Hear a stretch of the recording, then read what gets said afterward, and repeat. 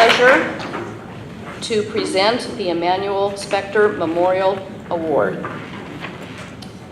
This is our Federation's most prestigious volunteer leadership award, and there couldn't be a more deserving recipient than Chuck Perlow. The Perlow name is a very familiar one to the Jewish Federation and throughout the Jewish community. Chuck carries on a proud tradition of involvement. His father, Ed, was the president of the Federation. His mother, Rita, was very involved with the women's division. Chuck's many years of service to the Federation and the Jewish community reflect two of his biggest passions: Jewish continuity and Jewish learning. The former is exemplified by his work with the Jewish Community Foundation. Chuck not only has chaired the foundation, but has also chaired its investment committee and the Federation's audit committee. He is a founder of the Centennial Fund for the Jewish Future. Chuck's passion for Jewish learning has touched countless people of all ages. He was instrumental in forming the Pittsburgh Day School Council, which brings together community day school, Hillel Academy, and yeshiva schools to work collaboratively on issues of mutual concern. Chuck has chaired the council since its inception. His service as council chair is just one example of his pioneering spirit when it comes to Jewish learning. In addition, he was the original chair of the Jewish Education Institute, which encompassed the Hebrew Institute, Community Day School, and the School of Advanced Jewish Studies. The JEI presented Chuck with its Shazar Prize in Jewish Education, which he received from Ezra Weitzman, then president of Israel. That's pretty amazing. Chuck was the first chair of the International Advisory Board of the Melton Center for Jewish Education at Hebrew University in Jerusalem, and the first chair of the reconstituted Pittsburgh Kollel and head of its capital campaign. He is also a leader in secular education and in the larger Pittsburgh community. Chuck established the Edward A. and Charles S. Perlow Scholarship at the University of Pittsburgh School of Law. In addition, he established the Rosenberg Perlow Permanent Chair in Classical Judaism at the University of Pittsburgh. At the Jewish Federation, Chuck has served on the board of directors and on the administrative and budget and finance committees. He was one of the original directors of the Friendship Circle and then co-chair of its capital campaign and building committee. Chuck served on the board of Camp Ramah in Canada, and he co-chaired the campaign for the future of Camp Ramah. Chuck's other affiliations include board service for the Jewish Healthcare Foundation, UPMC, Jewish National Fund, Hillel Academy, ZOA, the Aleph Institute, and Classrooms Without Borders. He is a member of the distribution committee of the Charles M. Morris Charitable Trust. I don't think there is anything that Chuck has not covered. And he's so young. It's my honor to present this honor to Chuck. Would you please come up?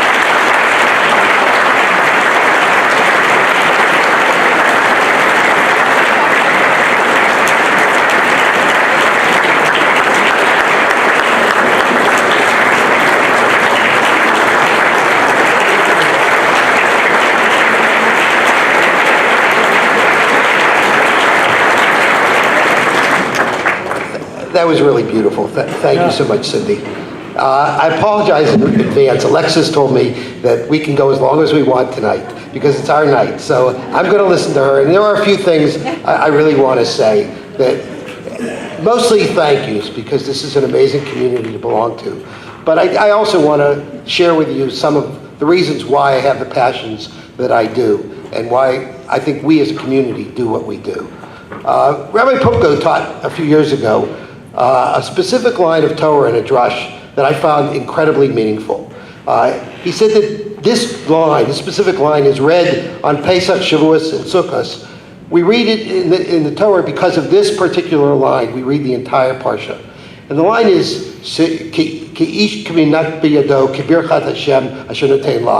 every man should give back from his own hand in accordance with the blessings which God has given him. And I think about that line all the time because I am so blessed.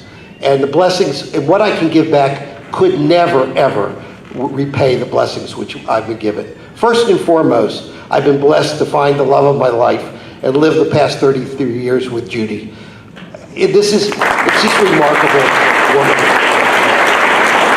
in accepting this award, as people know us, we do everything together. So I'm not accepting this as an individual. This is something that we are getting together. And we literally do everything together in our business and our public life. The only thing we don't is she can paint and I can't, so I never even try to do that. Together, though, we've been blessed as well. We had parents, and Cindy mentioned my parents, Judy's parents as well, Carl and Lori Lipnick.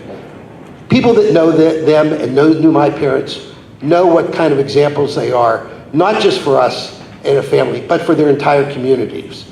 They've raised us and our siblings, and I'm very proud that Judy's siblings and my sisters, Lori and Ellen, who are here tonight, are leaders in their communities and do reflect that their parents were tzaddikim. They were really righteous people. And that's what I'm most proud of all, that we really try to live their legacy.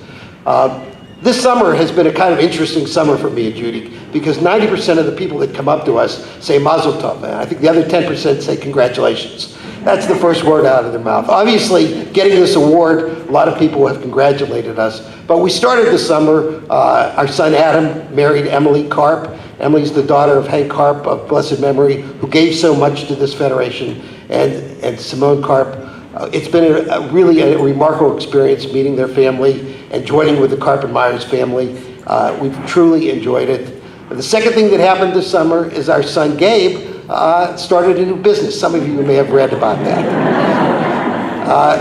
Gabe has a passion for helping people, and he really wanted to do something in life where he can make a difference. And we are really proud that he has found that passion. And the reason he succeeded in getting a license from the state of Pennsylvania when hundreds and hundreds applied is because he put that passion into application. And that's some of what I want to talk about tonight as well. And finally, for those of you who don't know, we're finishing out the summer. Our daughter, Jacqueline, was engaged last week to the love of her life, Matt Sandler. And we are so happy. In 1995, Judy and I moved to Israel. We did a sabbatical, which I would urge people to do. And we were very fortunate to be able to do that, but we also met a lot of other people that were there doing the same thing. It was interesting because we were trying to fulfill our lifelong goal of learning.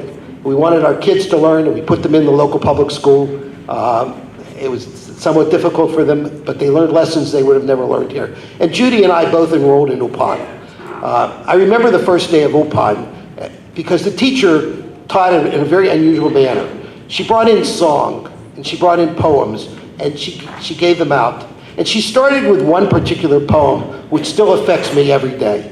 It was a poem that was actually a beautiful song. If you go to YouTube, you can YouTube the song, and if you don't know it. But the words were written by Rabbi Nachman in the 1800s. Rabbi Nachman lived in the Ukraine, and he lived at a time when there was a lot of peril, there were a lot of dangers, obviously. There were the dangers of pogrom, there was the dangers of starvation, disease, war. Life was very precarious. And he wrote these words. He said, Kol ha'olam omed al gesher tzar ma'od. And we learned what that meant. All of the world, Kol ha'olam omed, stands together al gesher tzar ma'od, on a thin, narrow bridge. And I had this image, and we talked about it in the class, of almost like a Indiana Jones type bridge. The dangers that he lived with were excruciating.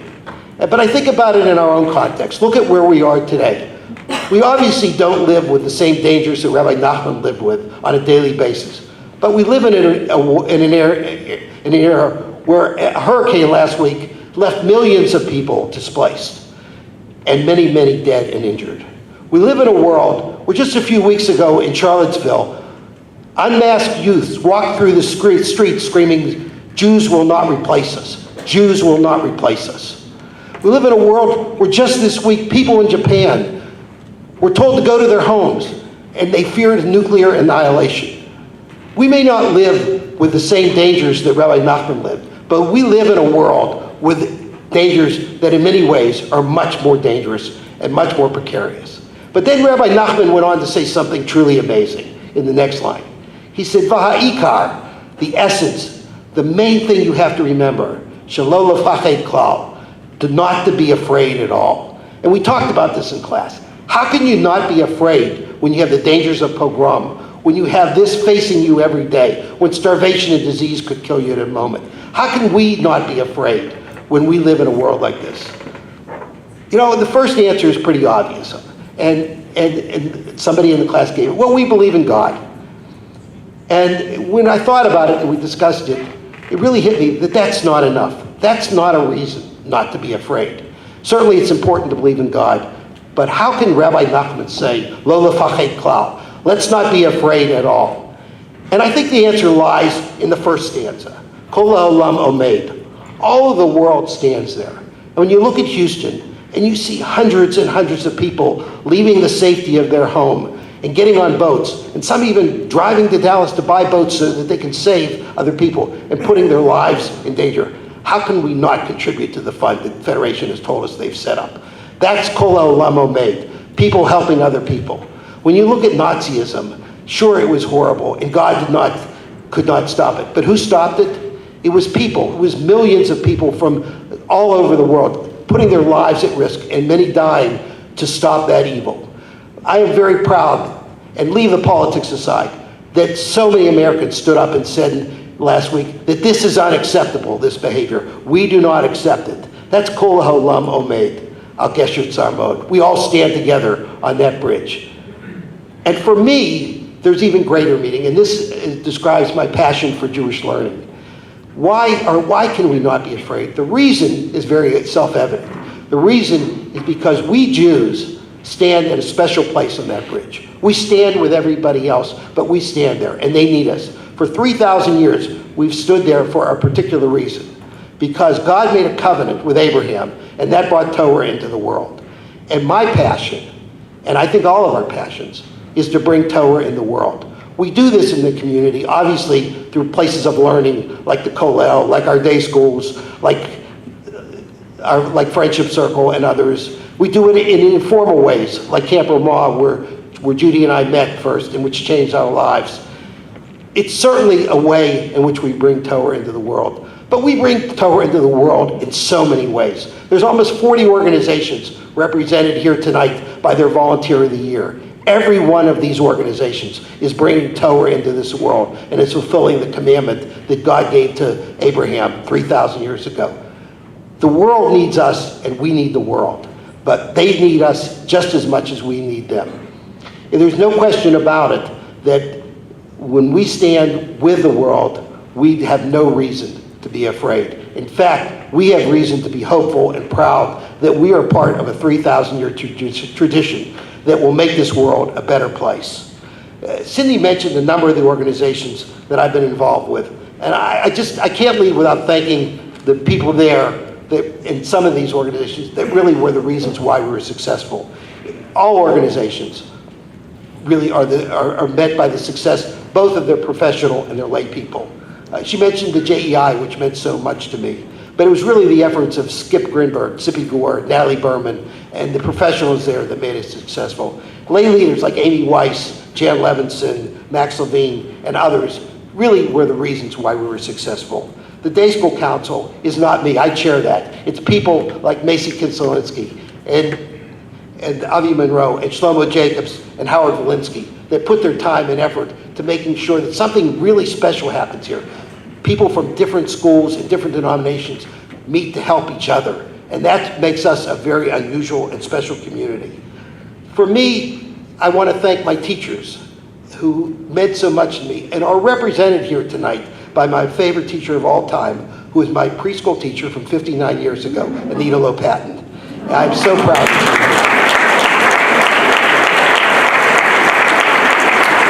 I want to thank my rabbis, Rabbi Perlow and Rabbi Wasserman, who have given me spiritual guidance. I want to thank my Chavrusa partners, who I've learned with and has been really one of the greatest joys of my life, to learn with Rabbi Kagan and Rabbi Levi Langer. Rabbi Langer is probably the greatest Torah scholar I've ever met, and we are really, really proud. I am proud that he learns with me, despite my lack of knowledge, and is such a phenomenal teacher.